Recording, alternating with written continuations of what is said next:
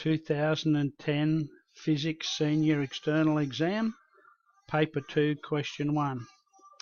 A soccer ball of mass 0.04 kilograms is moving to the right with a velocity equal to 20 meters per second. When it is kicked and given a velocity of 30 meters per second upwards and to the left at an angle of 45 degrees. Find the impulse of the net force given the collision time is 0.020 seconds. Let's have a look at this particular diagram. Use a vector diagram because we're going to find the impulse of the net force given at the collision time. So here is our ball initially, and it's traveling with a velocity of 20 meters per second. After the collision, it moves upwards at an angle of 45 degrees here to the horizontal, and it's traveling at 30 meters per second. What we need to do here is we need to say change in the velocity is the final velocity minus the initial velocity. This here is the final velocity. This here is the initial velocity. Now to do the vector addition, this is our final velocity here. We want to subtract the initial velocity. So the initial velocity is to the right. So the negative of that vector is to the left. So that is subtracting the initial velocity. And so therefore the change in the velocity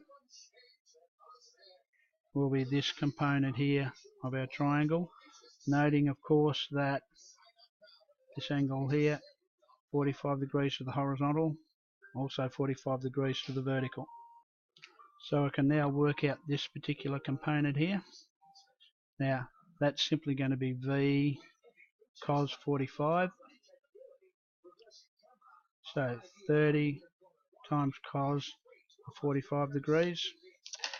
So calculator on cos 45 equals 1 on root 2 multiplied by 30 equals, so 21.2, which makes this here 21.2 as well. And so therefore if I look at this complete triangle now, this is 21.2. This particular side here is 20 plus 21.2 is 41.2. And I've got my velocity here, V, so I can use Pythagoras' theorem. V squared equals 41.2 squared plus 21.2 squared. Let's get my calculator and go through and do these. 21.2 times 21. Try that again. 21.2 times 21.2 equals 449. 449.44. Now 41.2 times 41.2 equals 1697.44. 1697.44. Add to that 449.44 equals, take the square root of that, equals 46.3. 46.3 meters per second. So I've got a velocity of 46.3 meters per second. I want to calculate this particular angle here. Now if I go tan of that angle equals 41.2, which is the opposite over the adjacent 21.2.